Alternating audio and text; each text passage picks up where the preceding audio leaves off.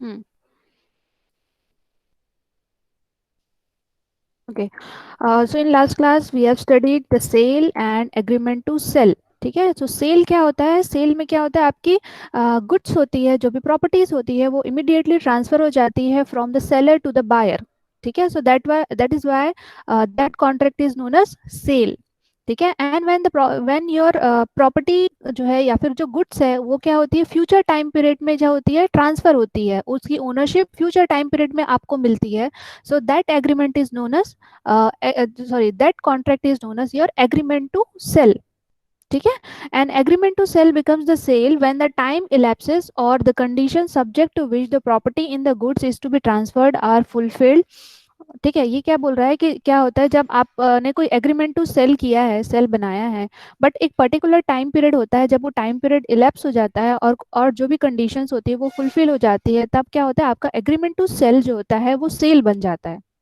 ठीक है, is it clear? समझा ना, ये लास्ट Yes, लेक्चर ma'am. में एक्सप्लेन कर लिया था। हाँ, ठीक है। So in today's lecture we will start from here, that is distinction between sale and agreement to cell. ठीक है, दोनों के बीच में क्या क्या डिफरेंसेस हैं। So there are three columns, that is first one is for the features और we can say the basis of classification distinction. Then हम सेल के बारे में पढ़ेंगे, देन नेक्स्ट है हमारा एग्रीमेंट टू सेल। ठीक है, so the first feature is transfer of ownership. तो सेल में क्या होगा, transfer of ownership immediately at the time of making of contract, but in agreement to sell at future time period subject to the condition to be fulfilled. क्या होता है, जब future time period में हमारे जो भी कंडीशन है वो फुलफिल हो जाएंगी, तब एग्रीमेंट टू सेल का जो है ओनरशिप या प्रॉपर्टी का ओनरशिप हमको मिलेगा। ठीक है, next feature is nature of contract. Sale जो होता है वो एग्जीक्यूटेड कॉन्ट्रैक्ट होता है, वहाँ क्या होता है, आपका जो भी एग्जीक्यूशन है आपके कॉन्ट्रैक्ट का, उसके टर्म्स एंड कंडीशंस का, वो इमीडिएटली परफॉर्म हो जाता है, तो वो क्या हो जाता है, that is executed contract. Now next one is agreement to sell. So agreement to sell is an executory contract. वो क्या होता है, एक एग्रीमेंट है। ठीक है, सो वो क्या होता है, धीरे धीरे टाइम पीरियड के साथ कंप्लीट होता रहता है। सो ये क्या है, एग्जीक्यूटरी प्रोसेस में चल रहा है, अभी इसका प्रोसेस चल रहा है। ठीक है, next is nature of right of buyer, कि राइट बायर के पास क्या क्या राइट्स हैं। ठीक है, तो सेल में क्या होता है, just in rem means rights of buyer to claim the goods. यहाँ पे जो बायर है वो क्या कर सकता है, क्लेम कर सकता है गुड्स के लिए। ठीक है, now under agreement to sale just in personam means right of either party against each other for any default. ठीक है, दोनों पार्टी के पास पावर है कि अगर कोई भी आइदर पार्टी कोई भी डिफॉल्ट करती है तो उसके बदले में वो उनसे क्या कर सकता है, डैमेजेस ले सकता है, जो भी डैमेजेस हुए हैं, लॉस हुए हैं, उनके बदले में कंपनसेशन ले सकता है। ठीक है, so that is the nature of right of buyer. Now the next feature is consequence of breach by buyer. तो seller may sue for the price. अभी क्या है, ब्रीच कौन कर रहा है, बायर कर रहा है। ठीक है, देखो यहाँ पे क्या कर रहा है, ब्रीच हो रहा है बाय बायर। ठीक है, सो बायर ब्रीच करता है तो क्या होता है, seller may sue for the prices. अभी सेलर यहाँ पे क्या होता है, इमीडिएटली आपका गुड्स जो है ट्रांसफर होता है from the seller to buyer. तो अभी क्या है, बायर ने ब्रीच कर दिया, वो बोला कि I will not take your good. तो सेलर क्या बोलेगा, आप लो चाहे मत लो, हमारा सेल हो चुका था, सो यू हैव टू पे फॉर द प्राइस। ठीक है, जो भी उसका प्राइस था, जो भी कंसिडरेशन हो रहा था, वो आपको पे करना पड़ेगा। Now under agreement to sell seller may sue for damages. ठीक है, यहाँ पे क्या है, अभी पूरा हमारा लाइक परचेज एंड सेल का जो एग्रीमेंट है वो मतलब एग्जीक्यूट नहीं हुआ है, एग्जीक्यूटरी प्रोसेस में है। तो यहाँ पे सेलर क्या कर सकता है, प्राइस के लिए नहीं कर सकता, लेकिन सेलर बोल सकता है कि मुझे जो भी डैमेजेस हुए हैं, ठीक है, आइदर उसको ट्रांसपोर्ट करके वो लेके गया लेकिन बायर अब रिफ्यूज कर दे रहा है कि मैं एक्सेप्ट नहीं करूंगा इस गुड को, तो उसको जो भी खर्च हुआ या जो भी डैमेजेस हुए, उस डैमेजेस को के लिए वो क्या कर सकता है, he can sue to the buyer. Okay, now the next feature is risk of loss. So buyer will bear the risk of loss। ठीक है, अभी जो भी अगर लॉस हो गया या प्रॉपर्टी में कोई भी डैमेज हो गया, अगर गुड्स थे वो पेरिश हो गए, खराब हो गए, ठीक है, पेरिशेबल गुड्स थे तो वो पेरिश हो गए, तो भी क्या होगा, बायर जो होता है उसको बियर करना पड़ेगा सारा risk. That is buyer will bear the risk of loss, damages जो भी हैं। But here the seller will bear the risk of loss, क्या, क्योंकि एग्रीमेंट टू सेल जो होता है फ्यूचर कॉन्ट्रैक्ट है। ठीक है, फ्यूचर टाइम का कॉन्ट्रैक्ट है, ये क्या है, अभी एग्जीक्यूटरी प्रोसेस में है, तो मतलब ये है कि आपका गुड्स जो है बायर के ओनरशिप में नहीं आया है, तो अभी जो भी अगर गुड्स है वो अभी सेलर की पोजीशन में ही है। ठीक है, सेलर के ओनरशिप में है, पोजेशन में तो अभी नहीं है। ठीक है, सो सेलर क्या कर सकता है, जो भी आपका डैमेजेस होगा, ठीक है, लॉस होंगे, वो क्या करेगा, अभी सेलर को ही बियर करना पड़ेगा। ठीक है, so let us consider a case, जैसे कि आपने एक मशीनरी जो है, एक बड़ी मशीनरी, आपको कुछ बहुत बड़ा प्रोडक्शन लगाना है, तो आपने क्या किया, मशीन जो है एग्रीमेंट में लिया हुआ है। तो अगर मशीन में किसी भी टाइप का प्रॉब्लम होता है, तो उस मशीन को करेक्ट करने की जिम्मेदारी यहाँ पे किसकी होगी, सेलर की होगी। Seller will be responsible for the maintenance of machinery. Okay, now the next feature is insolvency of seller. ठीक है, अभी सेलर क्या है, इंसॉल्वेंट हो गया है, so buyer is entitled to recover the goods. So buyer क्या है, यहाँ पे रिकवर कर सकता है अपने गुड्स को। ठीक है, उसको जितने भी गुड्स चाहिए, वो गुड्स के लिए सेलर को कंपेल कर सकता है, that you have to deliver this much of goods. Okay, now the next is buyer can not claim the goods even if the price is paid. अभी क्या है, क्योंकि ये एग्रीमेंट टू सेल है, ये फ्यूचर टाइम पीरियड में चलता है, सो दैट्स वाई यहाँ पे क्या है, आपका गुड्स जो है, बायर जो है वो गुड्स गुड्स के लिए जो है प्राइस अगर पे भी कर चुका है, तो भी वो क्लेम नहीं कर सकता है कि मुझे गुड्स डिलीवर करना ही है आपको। ठीक है, ये कंपलसरी नहीं है। Next is insolvency by buyer. अब नेक्स्ट केस है कि आपका बायर जो है वो इंसॉल्वेंट हो गया है, तो seller must deliver the goods.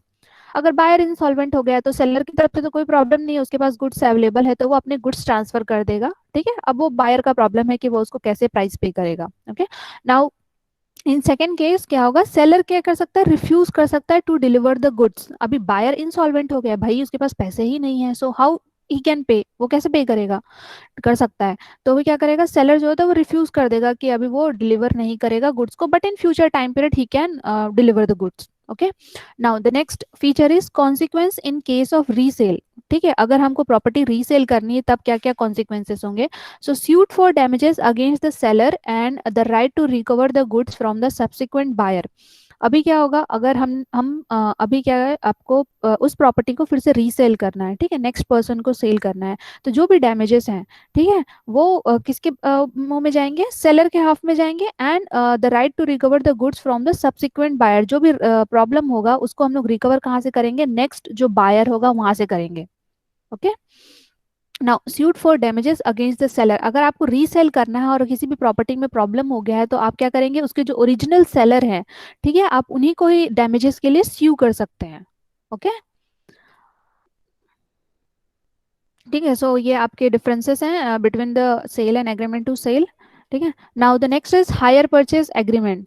So hire purchase agreement क्या होता है, जैसे आप कुछ हायर में लेते हैं, ठीक है, आप क्या करते हैं, उसको थोड़े दिन के लिए यूज करने के लिए लेते हैं, एंड उसका जो है आप थोड़ा थोड़ा इंस्टॉलमेंट हर मंथ या फिर हर वीक, ऐसा कुछ भी, we can say every monthly और सर्टेन टाइम पीरियड में आप पे करते रहते हैं। ठीक है, until the time you will pay the total amount. जब तक आप उसका टोटल अमाउंट पे नहीं कर लेते, तब तक आप उसका मंथली इंस्टॉलमेंट पे करते रहते हैं। देन आफ्टर क्या होता है, फाइनली आपका उस गुड्स का जो भी आपकी गुड है या फिर प्रॉपर्टी है, उसका ओनरशिप आपके नाम पे आ जाता है। So that is known as your hire purchase agreement. Okay, देखो, it is basically a contract of hiring under which the owner delivers the good on lease basis to a person hire, but in addition the owner gives the hire an option to purchase the goods at the end of hiring period।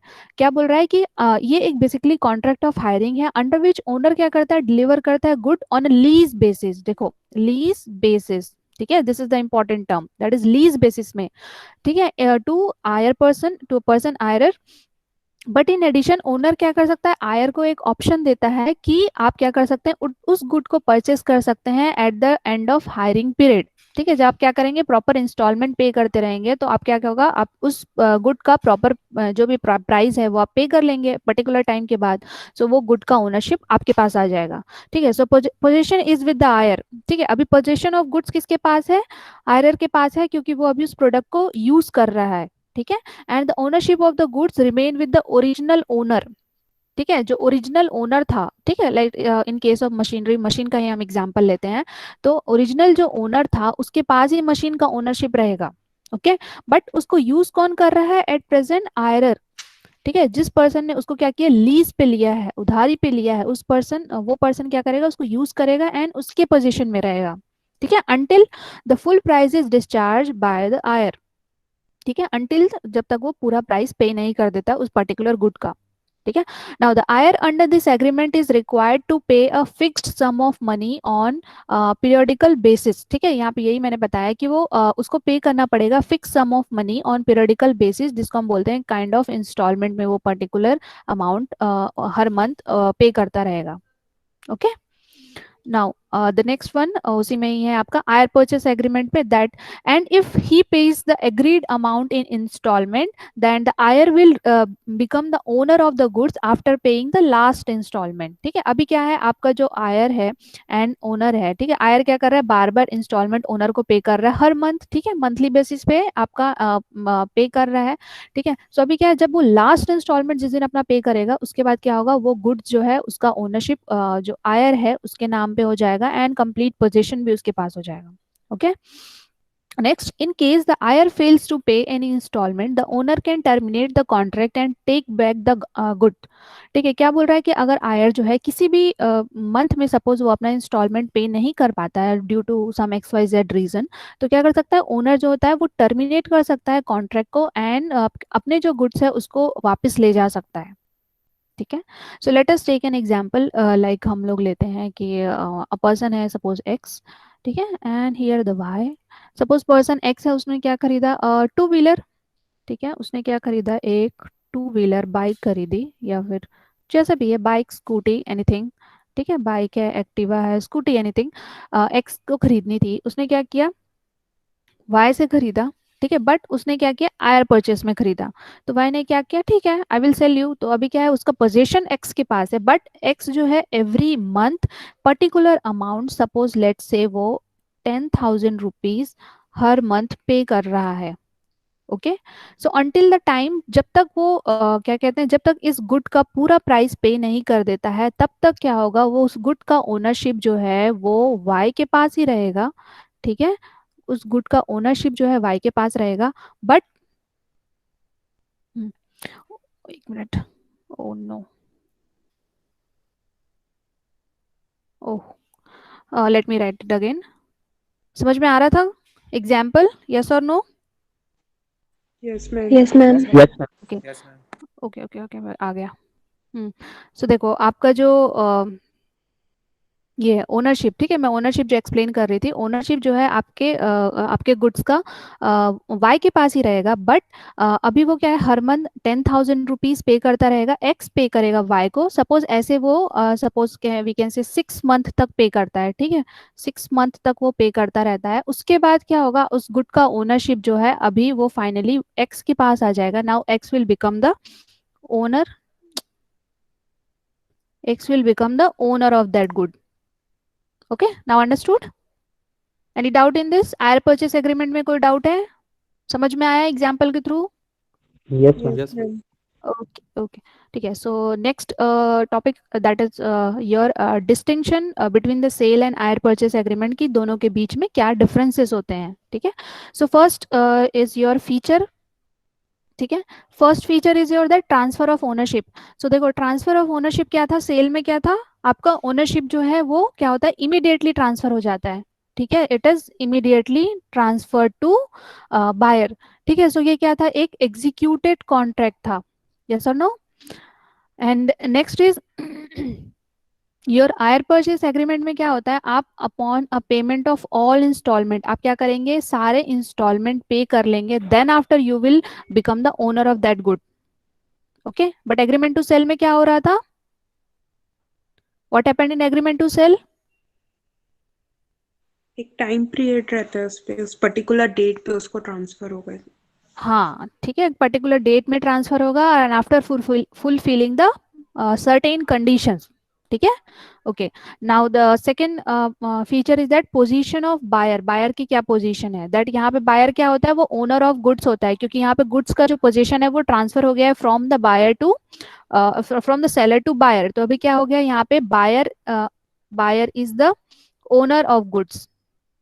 ठीक है, buyer क्या है, owner of goods हो गया है, but in case of hire purchase agreement वो क्या है, अभी बेली है, बायर जो है अभी क्या है, बेली है। बेली मतलब बेल, बेल अमाउंट जानते हो, कोर्ट के केस में जो हम बेल बोलते हैं, बेल मूवीज में बहुत देखा होगा, बेल अमाउंट है, बेली है, हर्ड समटाइम्स, यस और नो? Yes, ma'am. सुना है ना? सो क्या होता है, Yes, अभी ma'am. तक वो बेली है, बायर बेली है, जब तक वो लास्ट इंस्टॉलमेंट पे नहीं कर देता। जब वो लास्ट इंस्टॉलमेंट पे कर देता है, then he will become the owner of that good. Okay, now the next is right to terminate the contract. किसके पास राइट है कि वो कॉन्ट्रैक्ट को टर्मिनेट कर सकता है? So in case of seller, buyer can not terminate the contract. ठीक है, बायर के पास राइट नहीं है कि वो टर्मिनेट कर सके कॉन्ट्रैक्ट को। But in case of hire purchase agreement, hire जो पर्सन है, ठीक है, बेसिकली जो बायर है, यहाँ पे एक ओरिजिनल ओनर होता है और यहाँ एक बायर होता है। तो यहाँ पे बायर जो है, दैट इज वो जो आयरर है, वो टर्मिनेट कर सकता है एट एनी स्टेज। ठीक है, सपोज उसको कोई बिजनेस था, उसको अब वो बिजनेस बंद करना है, ठीक है, या उसको वो मशीनरी अब आउटडेटेड हो गई, ठीक है, एब्सोलीट हो गई, तो अब उसको क्या है, एक न्यू मशीनरी बाय करनी है। ठीक है, तो वो क्या कर सकता है, अपने जो भी कॉन्ट्रैक्ट थे, ठीक है, एयर परचेस एग्रीमेंट के, वो उसको टर्मिनेट कर सकता है। Now the next is your mode of contract. ठीक है, सो मोड ऑफ कॉन्ट्रैक्ट में क्या होता है, ये क्या होता है, ओरल एंड रिटन दोनों फॉर्म में हो सकता है। ठीक है, your sale is in form of oral and written. Suppose आप क्या कहते हैं, इन जनरल जो आप मार्केट में शॉपिंग करते हैं, तो आप क्या करते हैं, बेस्ट ओरल होता है। ठीक है, आप क्या कहते हैं, आप सामान खरीदते हैं, उसके बदले में पे कर देते हैं, and sometimes it will be return because ये कॉन्ट्रैक्ट है। ठीक है, सो it may be in a written format as well, and but in case of hire purchase agreement it must be in writing। ठीक है, राइटिंग फॉर्म मस्ट है, होना ही चाहिए, because hire purchase है। उसके लिए जब तक आप राइटिंग में कुछ नहीं रखेंगे, then it is not possible कि आपका फ्यूचर में आपका जो भी प्राइस है वो प्रॉपर पे हो, या फिर आप गुड्स को बाद में रिकवर कर सके, या फिर आप डैमेजेस के लिए स्यू कर सके, है ना? तो उसके लिए आपको एक प्रॉपर प्रूफ चाहिए in writing. Now the next is position of goods. तो यहाँ क्या होता है, immediate position is not needed along with the transfer of ownership. आपका क्या होता है कि सेल के केस में आपका इमीडिएट पोजीशन नहीं मिलता, ओनरशिप आपको इमीडिएटली मिल जाती है, बट पोजीशन नहीं मिलता है, sometimes because of your some certain conditions होते हैं, लाइक अभी प्रॉपर्टी आपकी प्रॉपर रेडी नहीं हुई है, या फिर जो भी इशू है उसकी वजह से, ठीक है, आपका पोजीशन जो होता है इमीडिएट नहीं होता है। But in case of hire purchase agreement, immediate position is must without transfer of ownership. यहाँ पे ट्रांसफर ऑफ ओनरशिप जो होता है वो लेटर टाइम पीरियड में होता है, LATER, लेटर टाइम पीरियड में होता है। बट आपका जो पोजीशन है, ठीक है, गुड्स का, वो इमीडिएटली आ जाता है। Okay, now next feature is act applicable. कौन कौन से एक्ट्स के अंदर ये गवर्न होते हैं? ठीक है, सो आपका सेल जो है वो सेल ऑफ गुड्स एक्ट 1930 के अंदर गवर्न होता है। एंड आपका जो आयर परचेस एग्रीमेंट है वो आपका आयर परचेस एक्ट है 1972 का, इसके अंदर गवर्न होता है। Okay, now the next feature is sales tax. ठीक है, सो ये बहुत ओल्ड डेटा है, but still the differences are there, तो हम ये रीड कर लेते हैं। अब तो सेल्स टैक्स, वेट, ये सब एलिमिनेट हो गए हैं। सो आपका क्या होता है, सेल के केस में आपका सेल टैक्स और वेट दोनों एप्लीकेबल होता है, but it is not applicable until it becomes the sale. ठीक है, क्योंकि आयर परचेस एग्रीमेंट जो है, it is a kind of agreement, और जहाँ पे इंस्टॉलमेंट पे हो रहे होते हैं। ठीक है, सो इंस्टॉलमेंट पे हो रहे हैं, तो उसमें हम वेट और सेल टैक्स कैसे लगाएंगे? ठीक है, जब ये पूरा सेल बन जाता है, सेल कब बनेगा, जब इसका एक पूरा इंस्टॉलमेंट का अमाउंट आप क्या करते हैं, फाइनल इंस्टॉलमेंट या लास्ट इंस्टॉलमेंट जिस दिन पे करेंगे, तब ये क्या हो जाएगा, प्रॉपर सेल बन जाएगा, तब हम इसमें वेट और टैक्स अप्लाई कर सकते हैं। Okay, now your next feature is benefits of implied conditions and warranties। ठीक है, सो यहाँ पे कंडीशंस एंड वारंटीज जो होती हैं वो इम्प्लाइड होती हैं। ठीक है, जो भी कंडीशंस है या वारंटीज है, बिकॉज यहाँ पे सेल हो रहा है, आप कोई भी सामान खरीद के लाते हैं, like you will buy electronic good. ठीक है, सपोज यू बाय टीवी। ठीक है, सबने आपने टीवी खरीद के लाया, तो टीवी के साथ क्या होता है, कुछ वारंटी पेपर्स मिलती हैं, यस और नो? Yes, ma'am. ठीक है, सो यहाँ पे कुछ कंडीशंस एंड वारंटीज जो होती हैं ऑलरेडी इम्प्लाइड होती हैं आपके गुड के ओनरशिप के साथ। ठीक है, but in hire purchase agreement the hirer can not claim the benefits of conditions and warranties, because warranties के लिए क्लेम नहीं कर सकता, बिकॉज अभी भी ओनर कौन है in case of hire purchase agreement, who is the still owner of that good? Owner कौन है? Seller. हाँ, ठीक है, जो ओरिजिनल सेलर है, ठीक है, he is the owner of that good. ठीक है, सो यहाँ पे कोई भी किसी भी टाइप की कंडीशंस एंड वारंटीज जो है वो आयरर जो होता है वो क्लेम नहीं कर सकता है।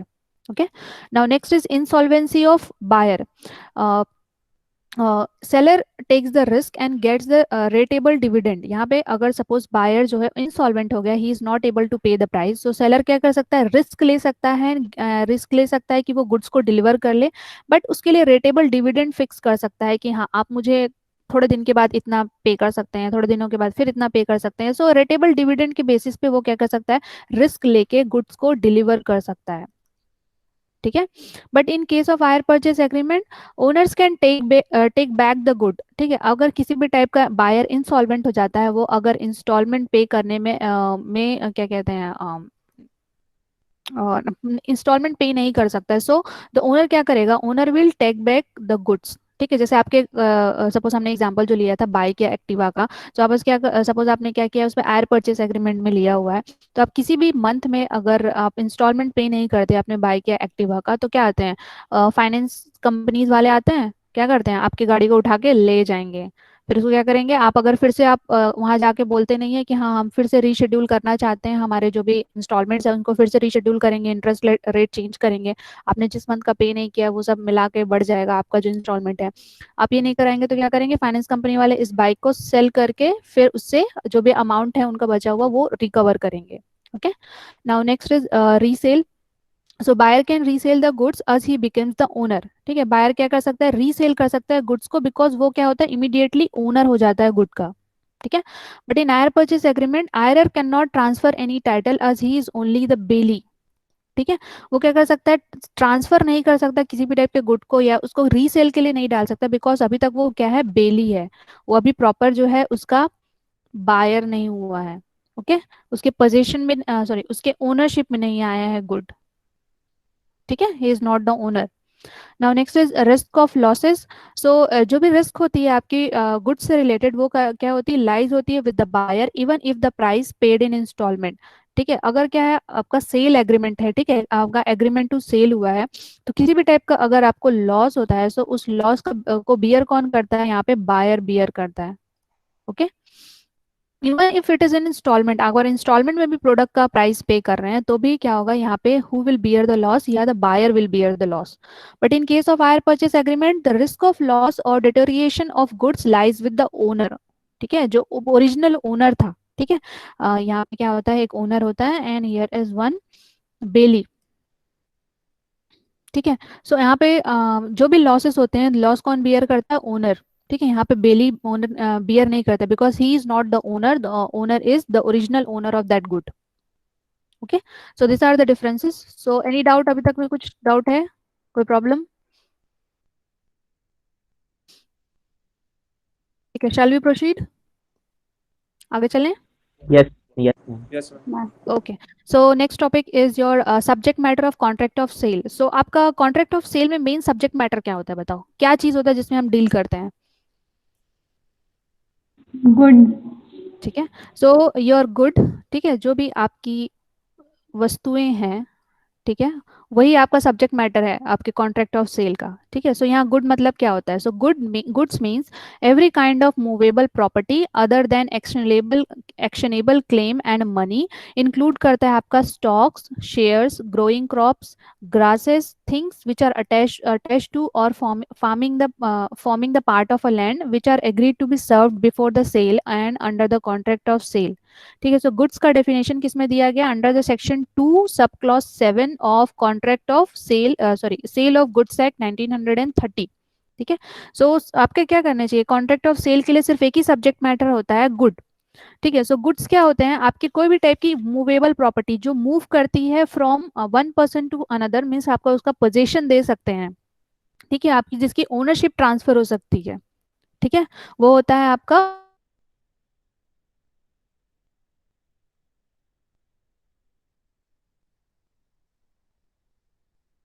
फार्म में क्रॉप्स लगे हुए हैं। ठीक है, एंड आपके grasses and things which are attach to और forming the part of a land.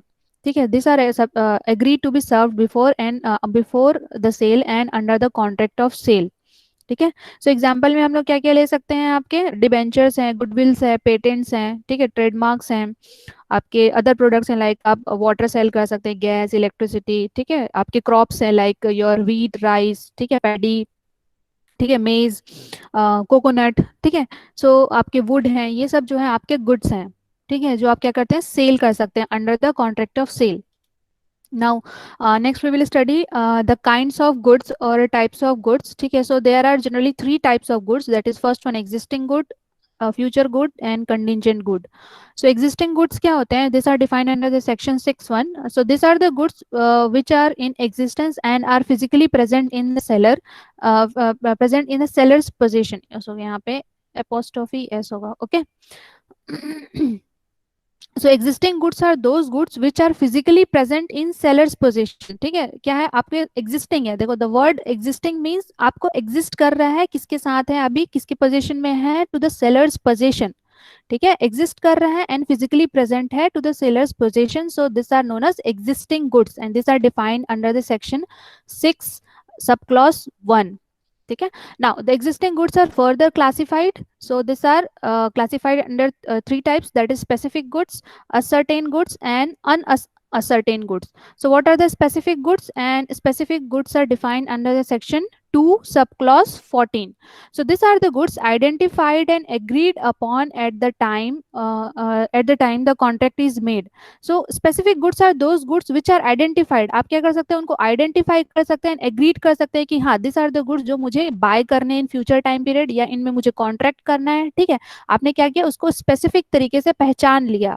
ठीक है, आइडेंटिफाइड कर लिया, पहचान लिया. सो that is your specific goods and defined under the section 2 subclause 14. Now the next is ascertained goods. ठीक है, so ascertained goods are identified after the formation of contract.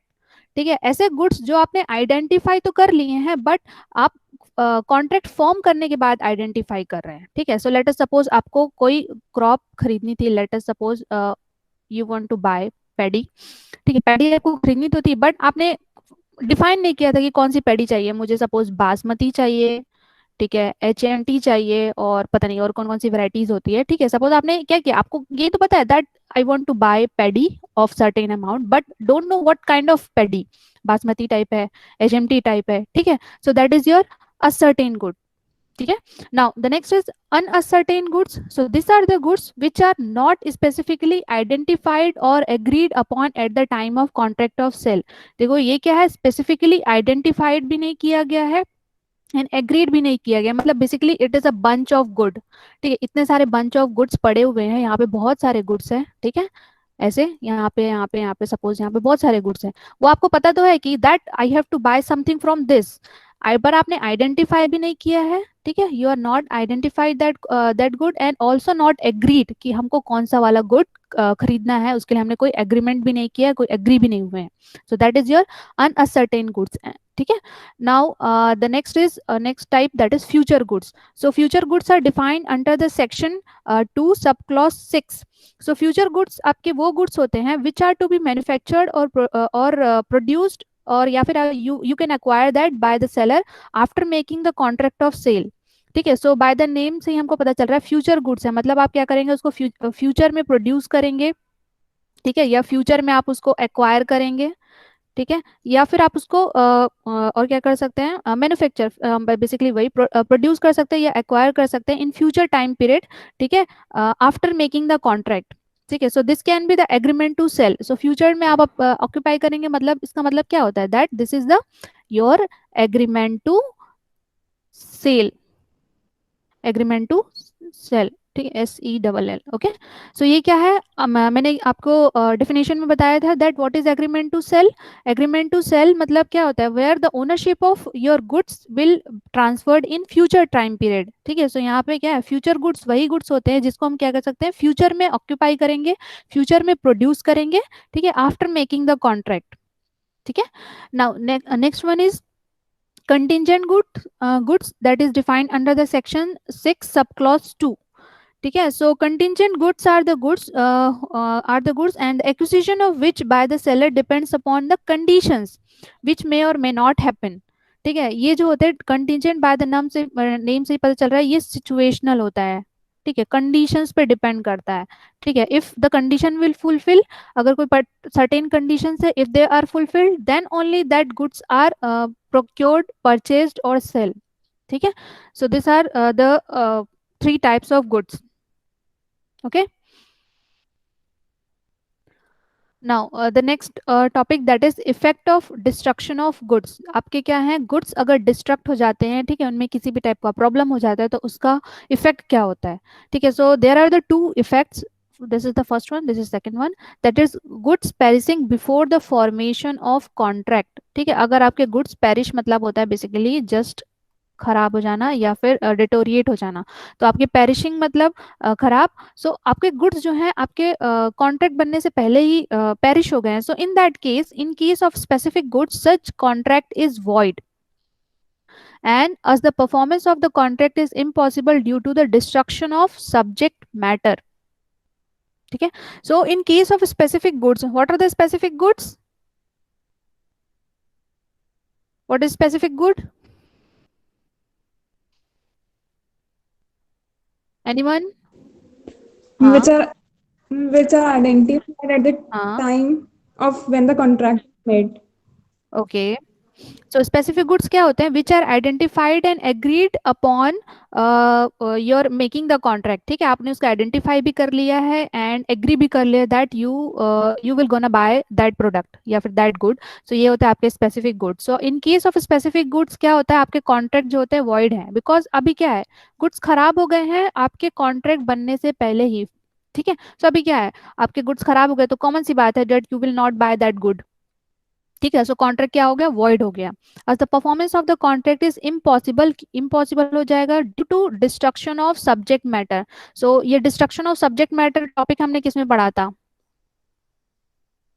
Try to recall, ये किसमें पढ़ा था हमने,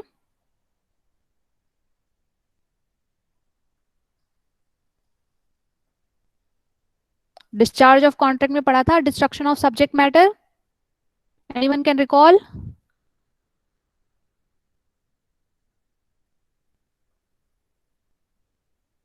को रिकॉल कर पा रहे हैं?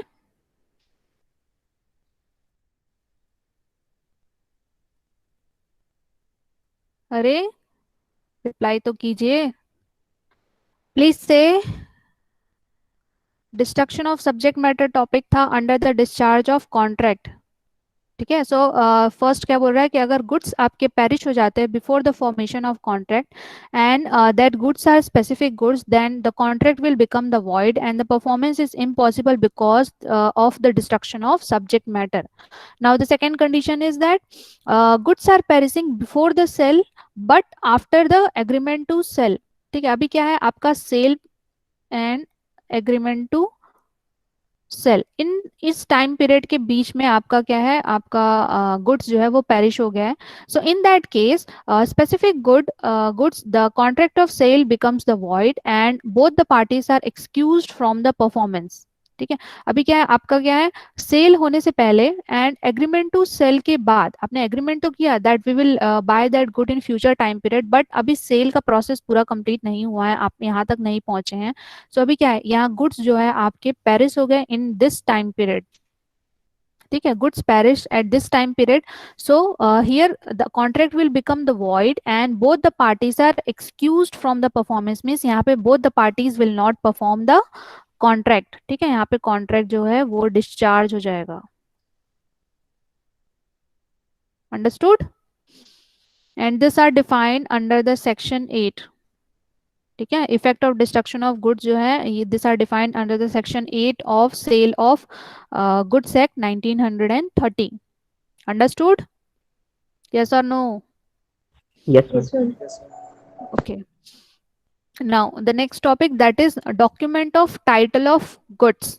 ठीक है, so document of title of goods means ऐसा डॉक्यूमेंट होता है which are given by the possessor of goods. ठीक है, जो उस गुड को पोजेस कर रहा है थोड़े देर के लिए, उसके अंडर कंट्रोल में है, वो क्या करता है, एक डॉक्यूमेंट प्रोड्यूस करता है, so that is known as a document of title of goods. ठीक है, so it document of title of good is one which enables its possessor to deal with the good described in it and if he were the owner. ठीक है, उसके position में है करके वो क्या करता है, एक पेपर रिलीज करता है। ठीक है, एक डॉक्यूमेंट बनाया, so that is known as a document of title of goods and this is a kind of proof of position of goods कि हमारे अंडर कंट्रोल में है। ठीक है, इसका एक प्रूफ देता है।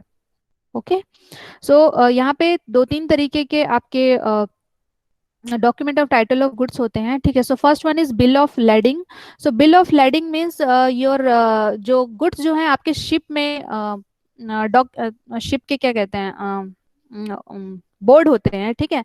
तो आप क्या करते हैं, जो शिप का जो कैप्टन होता है वो एक, वेयर इज द कर्सर, यहाँ पे शिप का जो कैप्टन होता है, शिप शिप्स कैप्टन, तो शिप का कैप्टन एक पेपर रिलीज करता है, एक डॉक्यूमेंट बनाता है, दैट कि this are the goods which are under my position, ठीक है। So that is known as bill of lading. Now the second one is dock warrant. So dock warrant is a document which is issued by dock owner, and in this all the details of the goods are there, ठीक है। Dock warrant क्या होता है, जो dock owner देता है, that की what type of goods are there, ठीक है, and in what quantity, okay. Now the next is warehouse keeper's certificate. So it is a document which is issued by warehouse keeper, and